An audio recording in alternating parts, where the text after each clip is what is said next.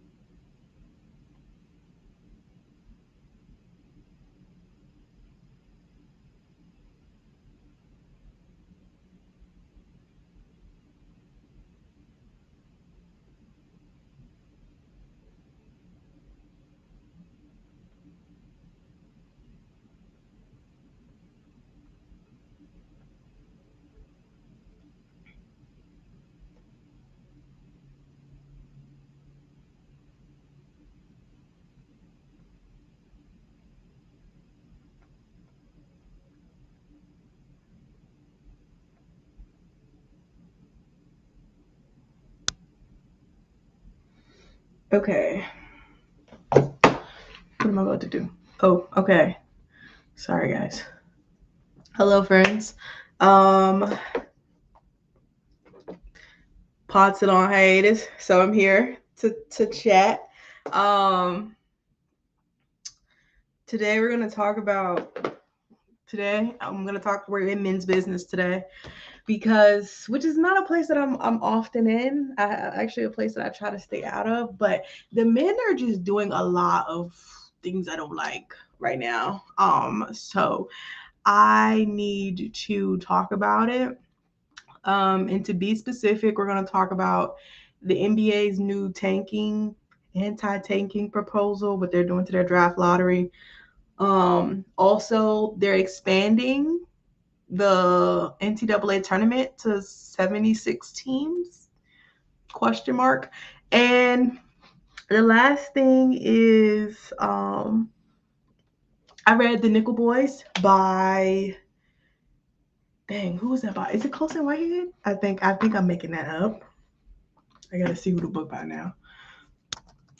I just read it. That's a little embarrassing that I don't remember. Uh Yeah, it is Colson Whitehead. Okay, and I just finished reading the Nickel Boys by Colson Whitehead, and so I figure, since I'm talking about one man, I might as well talk about all the men.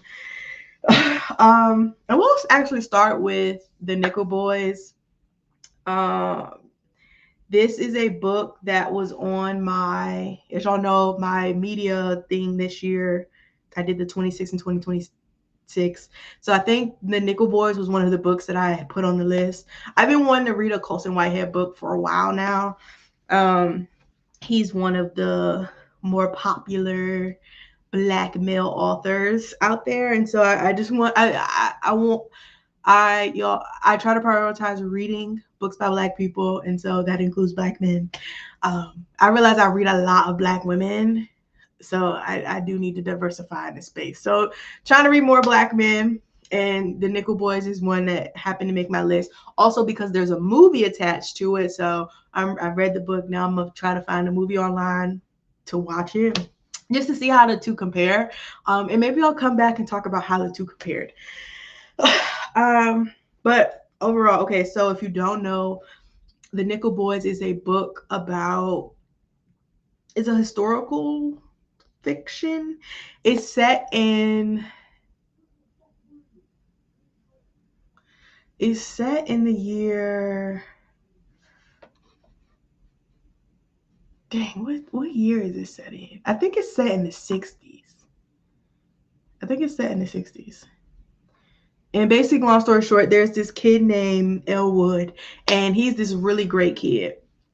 However, he basically ends up wrong place, wrong time, and he has to go to this school called Hi Cousin. He has to go to this school called Nickel Academy. Duh. And in that school, basically they're abusing kids. Like it's basically it's not a penitentiary because it's like not jail, it's a reform school. And they essentially are treating them bad. They're killing the kids, they're making them do all of this um stuff that they shouldn't have to do as children, obviously. And so um they're doing, yeah, so it's basically, the story is basically following Elwood through the school and how he has to navigate um going through Nickel Academy. And if I'm being honest, while I think the story is a very important story, I don't think I was into the book. I listened to it very fast, but it just wasn't hitting. And it's crazy because the stuff that they had described in there was like horrific. Like he was talking about how they weren't feeding them well and about how the kids were being whipped. And this is also based on a true story. At the in the app not epilogue, in the acknowledgments or whatever, the author talks about how he stumbled across the documents about this school, and basically that was the inspiration for the story. And so it's like, this is an important story. It's something that I want to hear more about. It's just I wasn't really connecting with it. I liked Elwood as a character, and his like closest friend in the story's name was Turner. And so they kind of was navigating it together. And um I don't want to spoil it for you, but the last so the book is obviously sad. It's sad. That context is sad. There is no happy ending. There is no happy ending. Um, but the epilogue is probably the most interesting part for me. It like really turned a corner when you get to like, it's kind of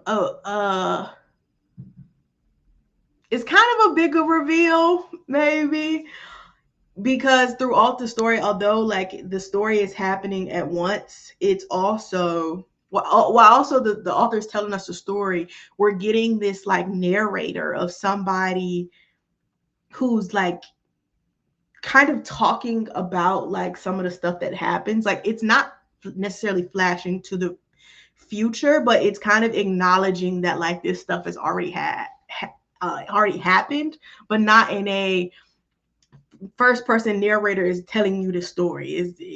Is not like that. So it's interesting. And I listened to the audiobook. I think that was also part of the problem, that I didn't love the narrator. It wasn't like monotonous, it wasn't boring. But it also wasn't like, I wasn't sad listening to it. I wasn't sad listening to it, but I did listen to it pretty quickly. And I hate that I didn't love it. Like I really wanted to like it, and it just didn't. It just didn't do it for me. But I do think it was a good story to read, and like I said, I really enjoyed the end of it. I don't want to spoil it here, because it's such a fascinating turn of events. And honestly, I think I'm gonna rate it. I think I rated it 3 stars, maybe 3.5. Really 3.5, just because of how it ended and just kind of the turn it took. And the writing itself was solid. I wouldn't say the writing was bad or anything. I thought it was a decently written book. It just yeah, I don't know. I just didn't really connect with the characters too much. And it's okay. Like you don't connect with the characters on every book that you read. So I'm not super mad at myself about that, but I just thought that I would like it more. I will very likely read more books by Colson Whitehead because I want to say I have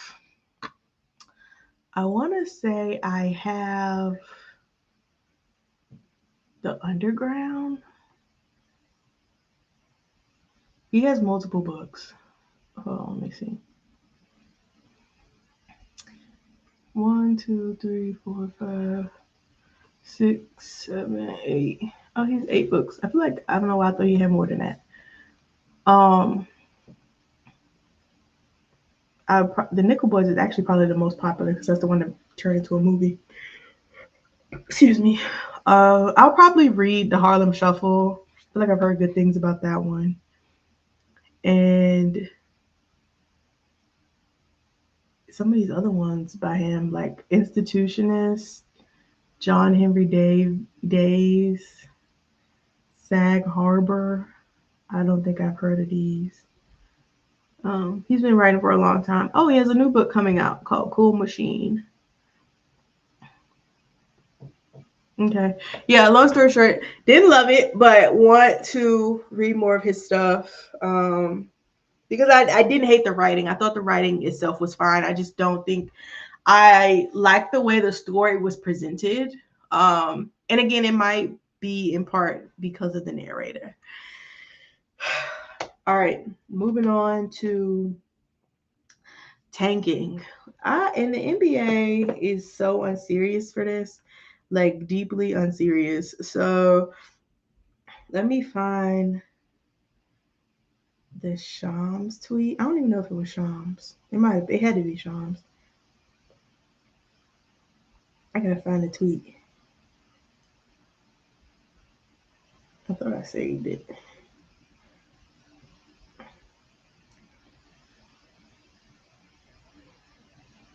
Oh, Austin Reeves is supposed to play tonight. Wow, so fun.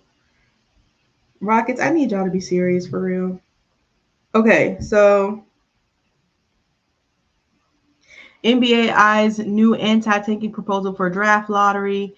The NBA has disclosed to its 30 general managers a new anti-draft reform termed the 3-2-1 lottery that includes expanding the lottery to 16 teams, flattening odds in a relegation zone where the bottom 3 teams would be penalized with fewer lottery balls for the number 1 pick, starting with the 2027 draft.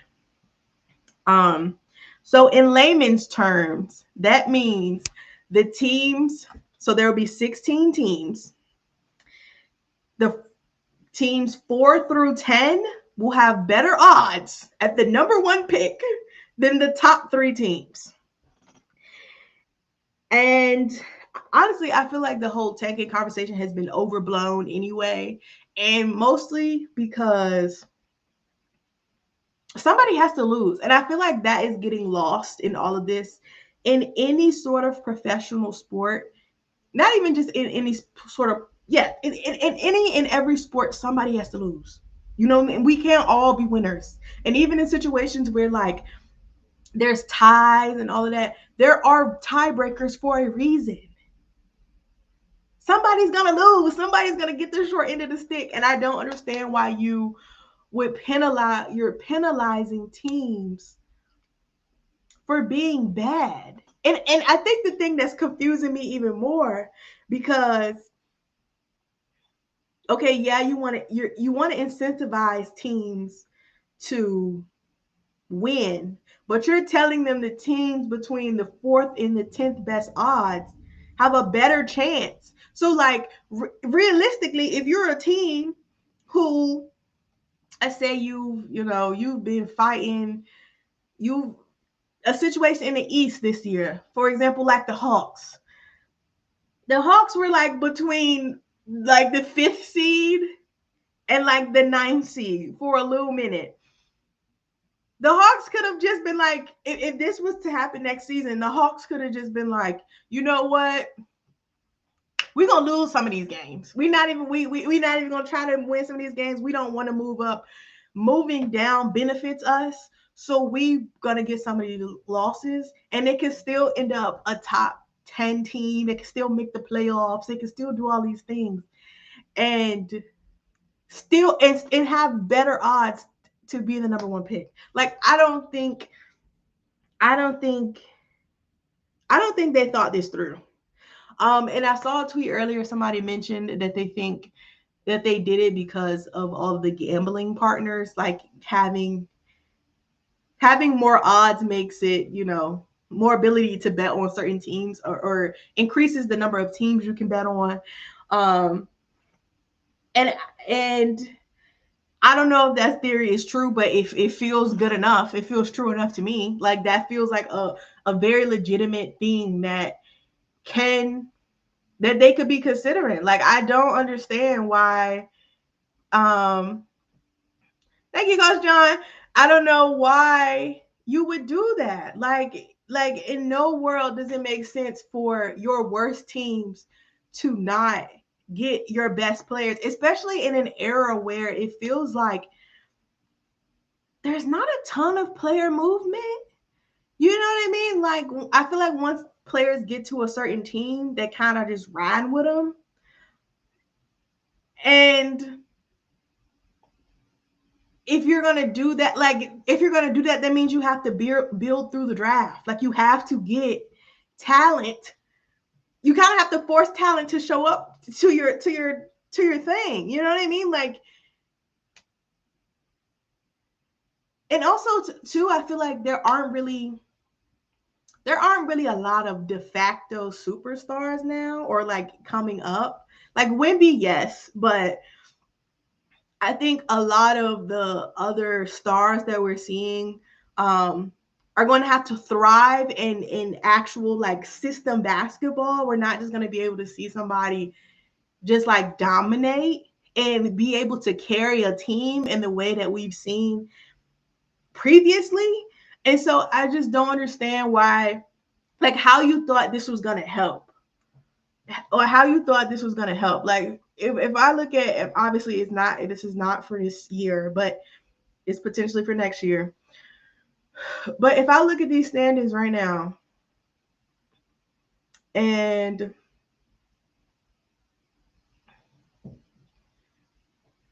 I look at these standings, and I don't know. I can't like really, I can't really do it in my head. But I think I did that wrong. Anyway, I don't know. I just don't understand. Like, okay, the Jazz, for example. The Jazz were terrible this year, and they made a trade and to get Jaren Jackson Jr. and who else did they get? They got Jaren Jackson Jr. and do they have? It's not Walker Kessler. They have, is it Kyle? I don't remember who else they have on the team. But anyway, people were complaining about them not playing them to get more wins. But it's like, they've already lost 40 games. You know what I'm saying? This team can't, like, even if they go out and they play hard, this is not making them move. They're not going anywhere. Same thing with the Wizards. The Wizards are bad. And I think the Wizards are an important example because they are a team that's really young, right? Like, a lot of their stars are in their second or third season. So really they should be bad. They should be a bad team.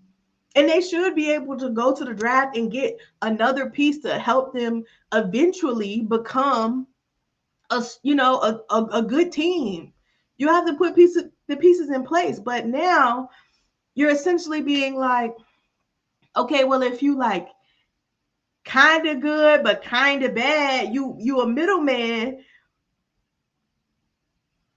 The number one, I mean, it's beneficial to you, right? I can understand why a GM would want this because it's beneficial to you if you're the middleman, because now you have as good of odds or better odds to get a number one pick. And if you're kind of good, kind of bad, and you might be one piece away from, maybe not winning a championship, but definitely like contending or like, winning a playoff series or winning multiple playoff series, and you get the number one pick, that benefits you.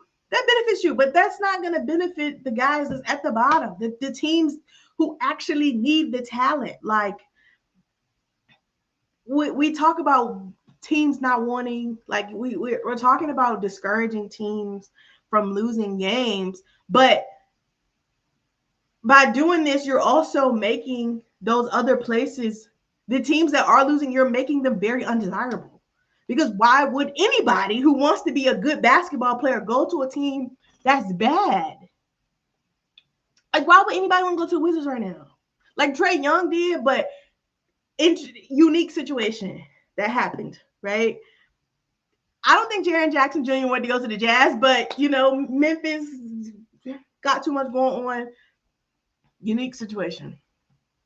The Nets. The Nets had stars. It didn't work out, and now they're bad again. I just don't understand why you would ever I just don't understand why you would ever chastise teams for losing.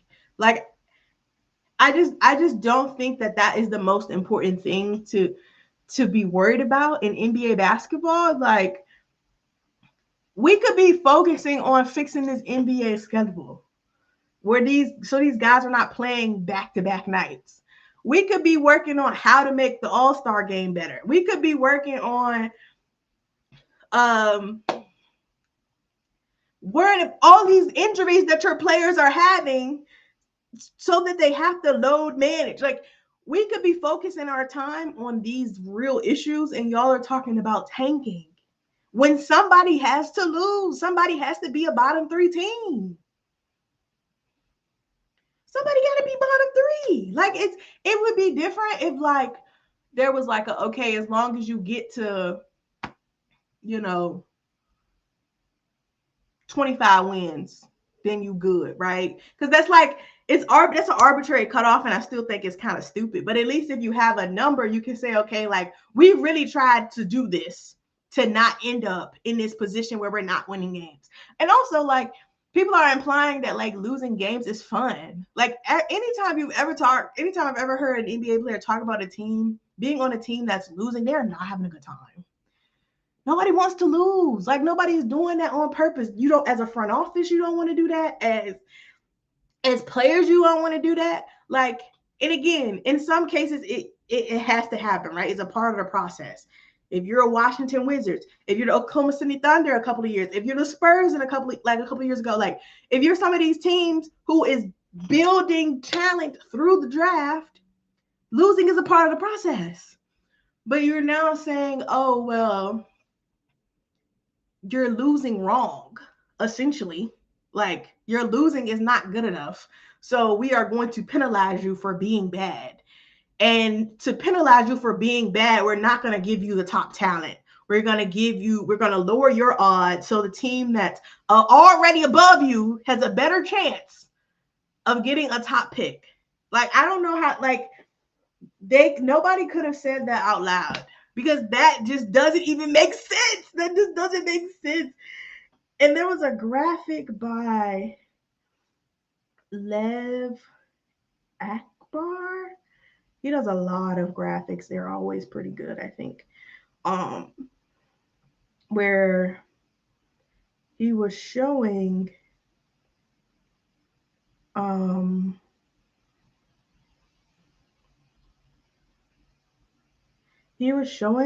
now I gotta find this page. Actually, I should find it on here so I can share my screen so y'all can see it. It's just like, why would you ever do that?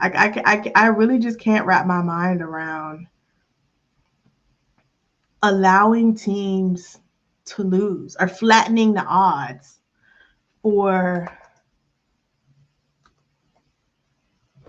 Lev Akabis. I think I'm probably pronouncing that completely wrong.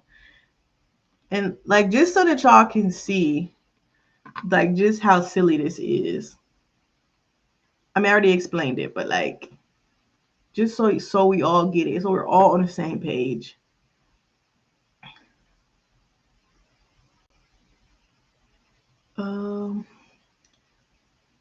Why is it? I don't know what that is, but you can see it.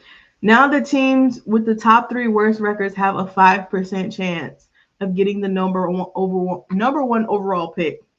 Why does the top 3 teams have the same chances as the 10 and the 9 seeds? How does that make sense? How does that make sense? Like all of the bad teams are being chastised, and you're really saying you're gonna have to get better as a team without the like you're gonna have to accept the picks that you're getting, and hopefully those players make you good enough to where you can potentially be good enough to not fall into this weird relegation category, but also be bad enough to get. You need to be good enough to not be bottom 3, but bad enough to where you're not top 10.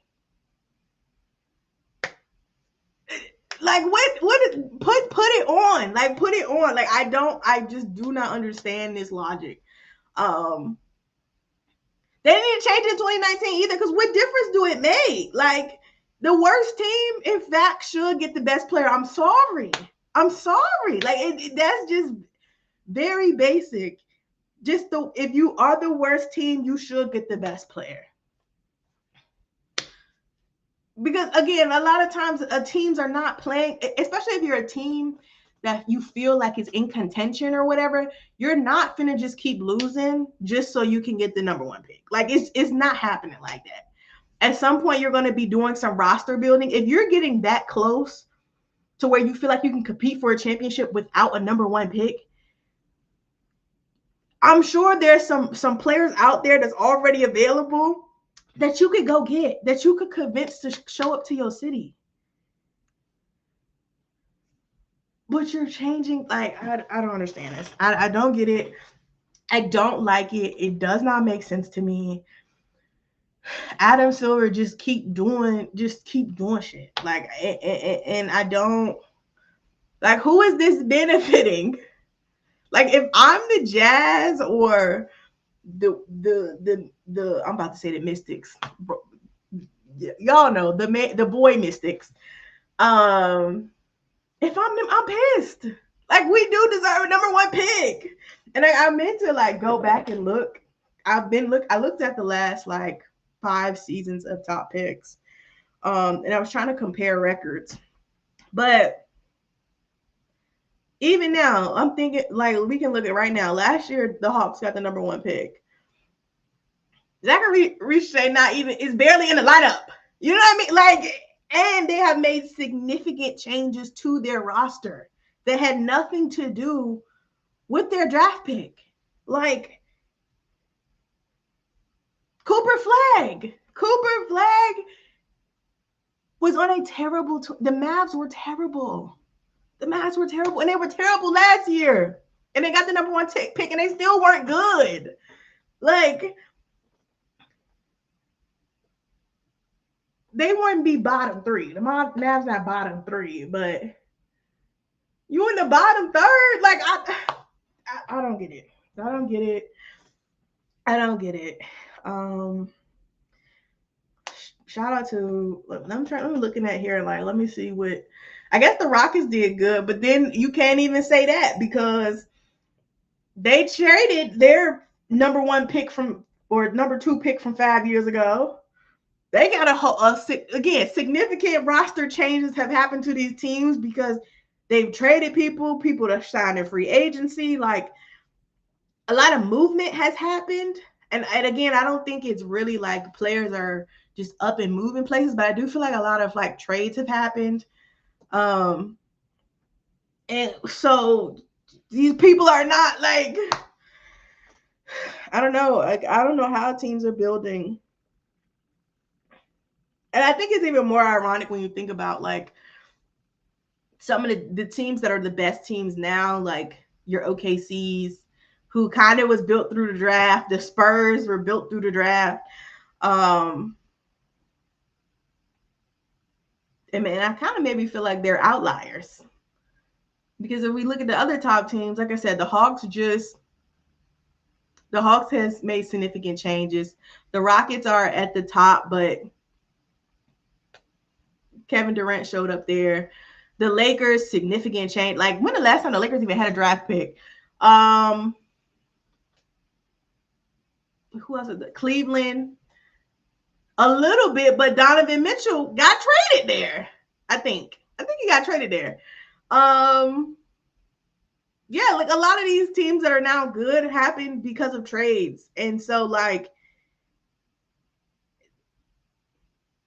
I don't know. I just don't see the need of like taking away people's draft the lottery odds when it's not like people are like hoarding number one picks. Like that's not how it works. Like so yeah, Adam, you will crumble. You will crumble because that's actually very ridiculous. What is this? Percentage of April NBA games with 20 plus point margins. Oh, so people don't care in April anymore since they flattened the odds. And they don't think this is going to get worse?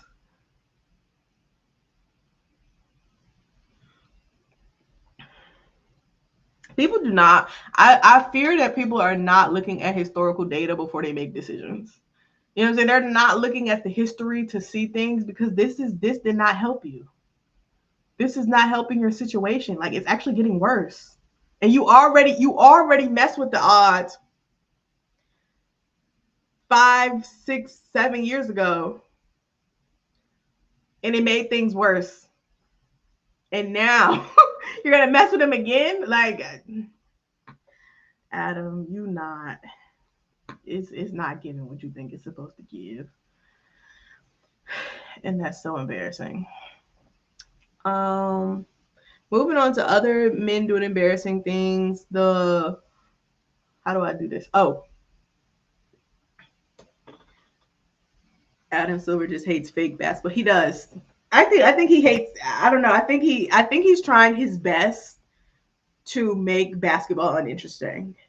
Like I think he's doing his best work to be like this. Actually, like I know this is supposed to be a basketball league, but it's really entertainment. Like we only want to talk about the fun stuff. And that is odd. I am so tired of like commissioners not liking the sport that they're the commissioners of. Like, why aren't you? The basketball is fun, and it's actually so funny because I know a lot of people have been talking about how the conversation is always that the NBA is bad and it's like it's not fun and the players are, um and maybe it's the playoff basketball is different, but I can't even lie. I low key been sat through some of these playoff basketball games. Like it's been so fun like watching some of these games. I'm like, I cannot believe I'm actually sitting and watching an entire NBA game. And I'm kind of enjoying myself. Like this actually isn't a bad product. I just some of it most of the time it's just inconvenient time. I'm not, you know what I'm saying? I'm not staying up to watch some of these teams. Um, but that's another issue. Okay, but other men's issue that was like pissing me off is the NCAA is deciding to expand the tournament to 76 teams. Why? Like 64 is already enough. It's actually 68. We already at 68. You're already doing a little bit more, and then you're gonna say, hey, we're gonna add more teams to do what? What are you hoping to achieve? And I think the thing that I was really, really thinking about when they said this, they were already complaining that the women's tournament is very chalky. What do y'all think is gonna happen when you put like when you shift things up? Like the competition is not gonna magically get better because you added more teams. And I didn't read the proposal for like what it's supposed to look like if they're going to do like have more rounds of like the first four in, first four out kind of thing, or um if they're just expanding it all the way to what is that now? 76 is in 60, 64 is what?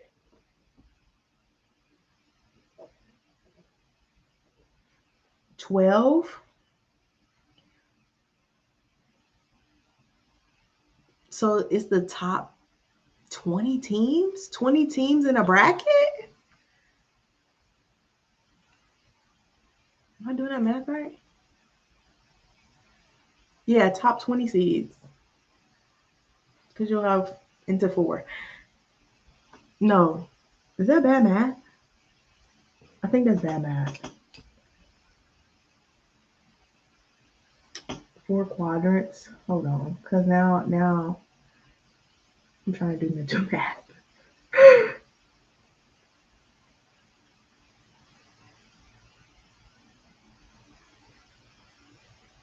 Eight.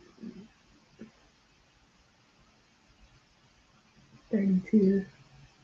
Oh, 19. Top 19 seeds? That's ridiculous. I hated it. I hated it. It's gonna be terrible for the women's tournament, and I also don't think it's gonna benefit the men's tournament. Like, I think I have to assume that they're doing this for money because more, now the NCAA. I think the men been had it, but the women now have, like, when you win an NCAA tournament game, your conference gets money and that they redistribute through the conference. So, like, now conferences have more opportunity to get money, but then I also feel like the pot would get smaller for, like, per win. So it's like, why would you want that as a conference? Why would you want that? I guess the idea too is that, if the more wins you get, the more money you'll get. So maybe it'll balance itself out. But some we was talking about in the group chat, like, what does this mean for mid-major teams? Are y'all gonna actually invite them? Like, on the women's side this year, Quinnipiac and North Dakota State were the top 2 teams in their conferences, but because they lost their conference tournaments, they didn't get in the tournament. Are you gonna let them in, or are you gonna give their bid to Texas A&M, who went on to lose in the first round of the WNIT or WBIT? I can't remember which one they went to. But are you gonna give it to them who had, like, a losing record? Is that who is supposed to benefit? Like, I can't. Also, logistically, I think on the men's is probably easier because I think they do theirs, like, they have set locations already. But now it feels like you're gonna have to have more of those, which, again, like, I should have. Let me see if I can find an article about it to maybe see if they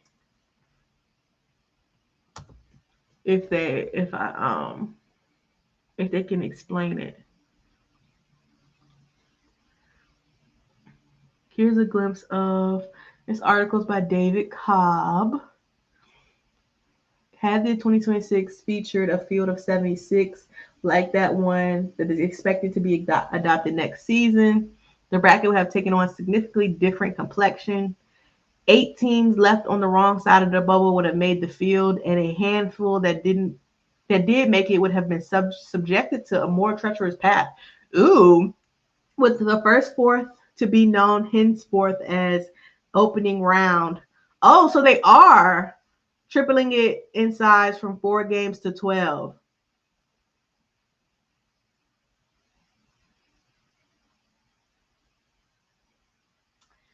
Oh, okay. So this says,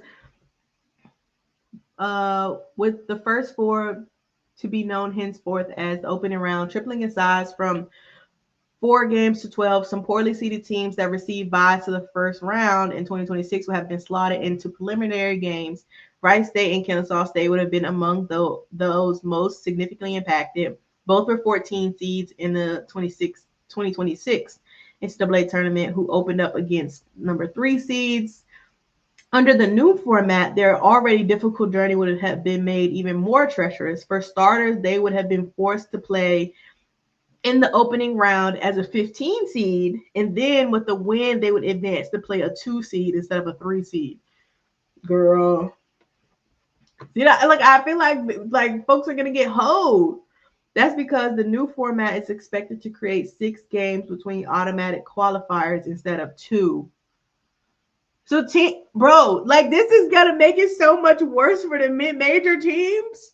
We thought they couldn't get in already, but now this sounds like, oh, Conference USA, y'all are about to play the Sun Belt, and we gonna see who get in there. Like, how could they have agreed to this? As a result, it will now be the 12 worst seeded teams in the bracket who play on Tuesday, Wednesday of the tournament opening week instead of the 4 worst seeded teams. Subsequently, even a couple of teams that historically would have been a 14 seed will get roped into the early action. This expected new format will mean there are now 8 number 16 seeds instead of 6, and 6 number 15 seeds instead of 6, and 6 number 15 seeds instead of 4. Um, Teams negatively impacted. They mentioned Rice State, Kennesaw State, McNeese and Akron, who were 12 seeds, would probably be 13 seeds to make room for 8 additional at-large teams. That's crazy. In essence, a significant number of automatic qualifiers will now either be slotted into opening round games to earn their way to the round of 64, or end up downgraded a seed based on where they would have finished in the hierarchy within the 68 team format. That is disgusting.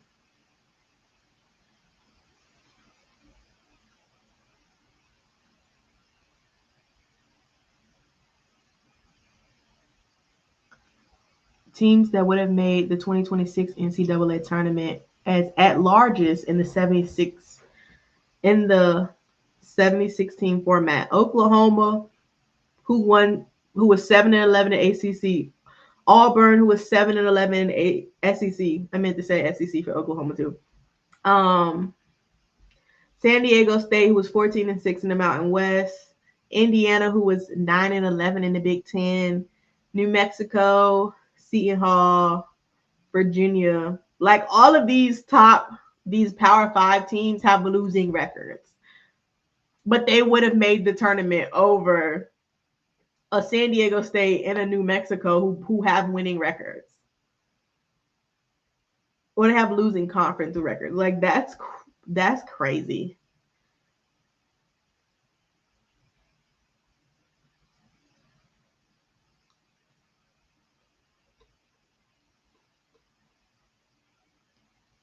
So they essentially would keep the 16. They would essentially keep the 68 bracket with the broken into 4 divisions. But now you have to fight to be a 16 seed. That is disgusting. You are fighting to win an NCAA tournament game just to go play the number 1 seed. Girl. Or the number 2 seed. Or if you would have been a 13 seed, and you could have, or a 14 seed, and you could have played a 3 seed. Like, oh, that's so unserious. That's so unserious. Okay, so they'll still keep the, what is that, 6 and 11? Yeah, the 6 and 11 games in the 7 and 12. Is it 7 and 12? That sounds off coming out my mouth. I guess.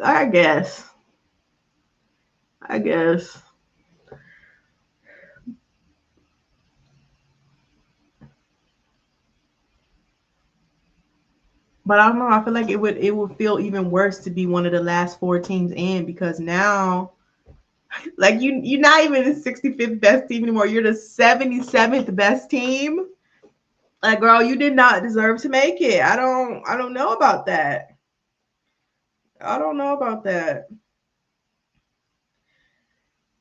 Yeah, I don't like that. I don't think it's like, I think the beneficial thing here is that some of the, like I said kind of before, some of the smaller conferences or the mid-major conferences, or the HBCUs, like some of the smaller schools will get an opportunity to actually compete against a team to win. I know a lot of people were talking about Howard having to play UMBC, but that worked out in Howard's favor because UMBC is actually a team they probably could match up with. Well, they did match up with, and the team they actually beat.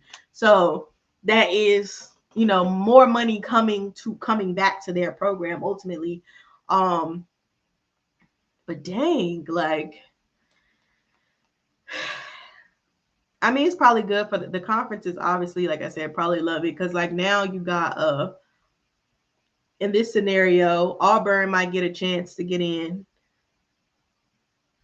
and Oklahoma also might get a chance to get in. So both of them teams who are on the bubble get into the tournament because they can beat a San Diego State or Indiana. Now, the SEC got more wins against other conferences, and obviously it doesn't just apply to the SEC, but you get the concept.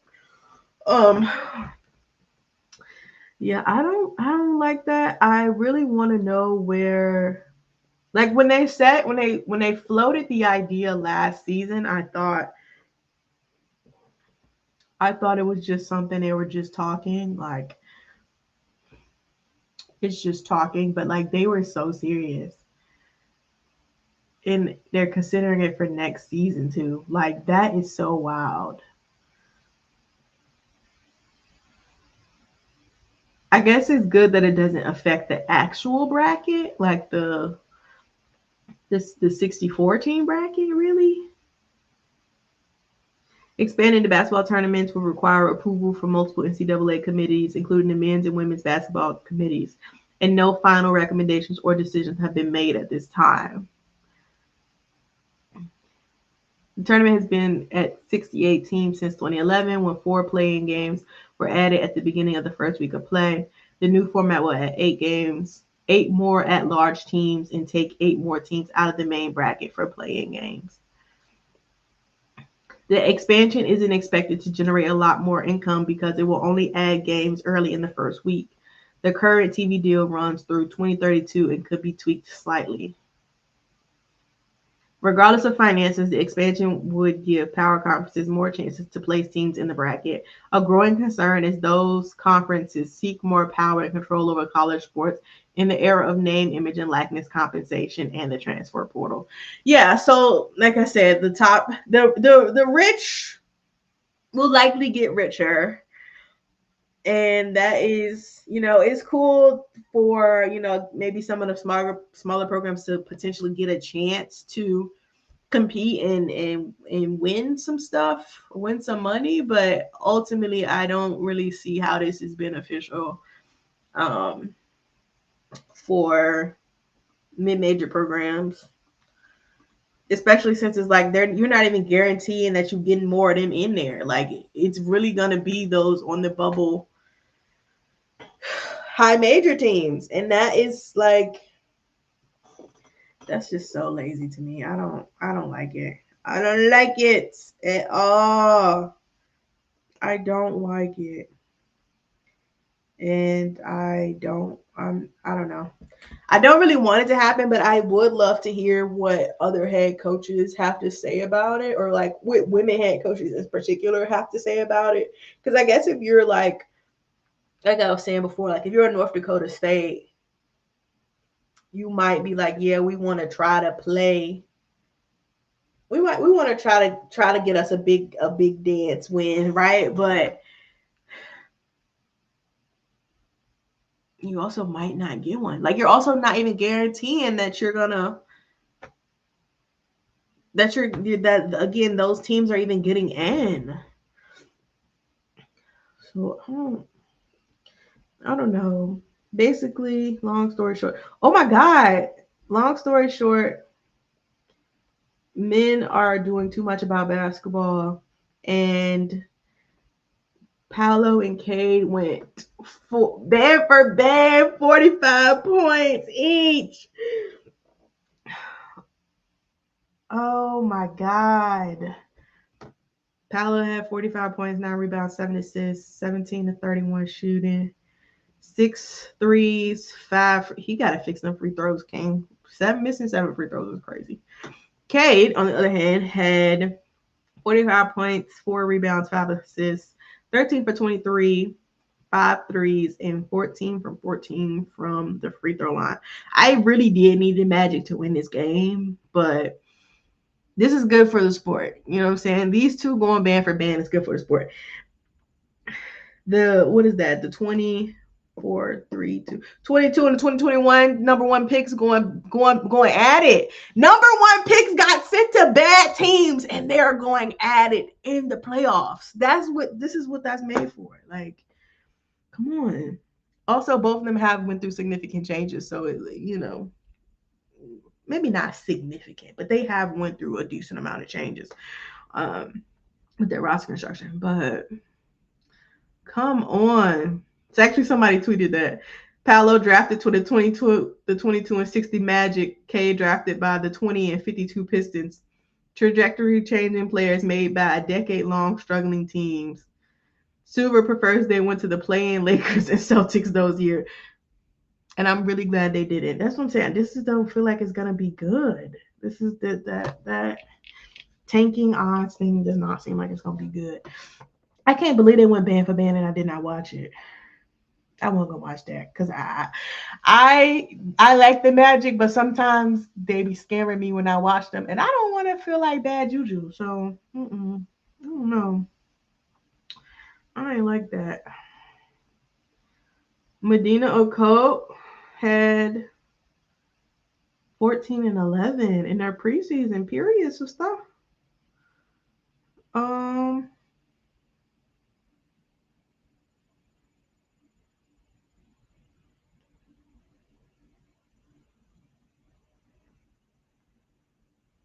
Charlize Ledger-Walker. Connecticut ended up winning that game against Toronto.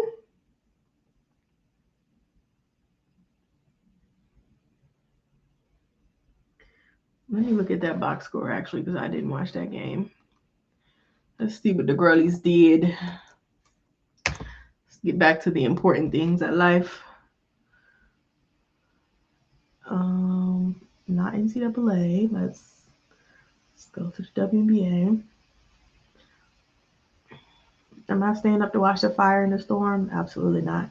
I haven't even really watched any of these preseason games. I haven't cared. I guess I don't care, but it's just like I don't need to see that. This isn't real. Kennedy Burke. Okay, period. So still 5 for 8. 13 points, 5 for 8. Aaliyah Edwards, 14 points, 5 rebounds. Anissa Morrow had 21 points and 7 rebounds off the bench. 7 for 10, 3 steals, and 1 block. I know that's right. Tanaya Rivers had a terrible stat line. I'm not reading that. We don't need to hit that. We don't need to see that. That's disrespectful. Lexi Held, 21 points, 7 to 10 shooting, 5 threes. She cooked. Who else? They started Kiki Rice. Not great, not bad. Laura, I can't pronounce her last name. I don't know what that is. We're gonna have to figure that out before the season starts if she makes the team. Not bad, 10 points off the bench, 2 steals, 2 assists. And then Madison Roshi, 11 points, hit all 7 of her free throws. Love that. Love that. I watched the Atlanta-Chicago game, but let's look at the box score anyway. Sika Kone. I did not know Sika was stateside. I thought that she was still overseas. But if she can get crack the dream rotation, that's kind of fun for them. 11 points, 6 rebounds. I like it. Ryan had 9 points in 12 minutes. Period, queen. Ryan Howard, we do need you to make all W team, sister. We are holding you to that. Medina Okoth, I already said her. Tahina Pow, that lady was shooting the ball so good in them final quarters. She had 13 points on 5 for 7 shooting. 4 assists. Period, Tahina. Love that. This Isabel Borlas. I'm gonna have to figure out how to say her name too. Okay, she had 13 points. She shot 4 for 14, which is terrible. But I'm not gonna lie, when I was watching that game, I was like, I kind of like her. Kind of dig the impact. This is not a good box score. She had 4 turnovers too, but I feel like she was doing a little bit. She was doing the things the activity that she needed. So I would not be shocked to see her make the team. With my 5 minutes of watching, and then or 5, yeah, 5. I watched the second half. Don't jump me. This guy, Rikia, girl, 9 points. We're going to have to work on that efficiency, sister. Camilla, we're going to have to work on that efficiency. The efficiency is going to have to be worked on for this whole team, I fear. Sydney Taylor coming off the bench, 23 points. She hit 7 for 13, 2 threes, 1 block. I was literally like, who is she feeling like? Who is she feeling like? Because she was moving me a little bit. Haley Van Lith had 6 assists and 1 turnover. Love that. Honestly, Toni Morgan didn't get a lot of minutes, but I was pleased by what I saw. Oh my gosh, she had 9 points, 5 rebounds, and 4 assists. I know that's right, Toni.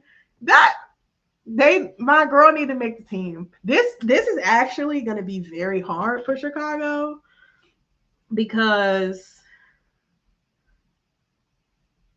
Rikia, Camilla, Rachel, JC.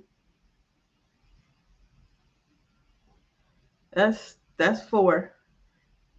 And you still got Sloop, Azare, Skylar, Dejanay. You already at 8. So you got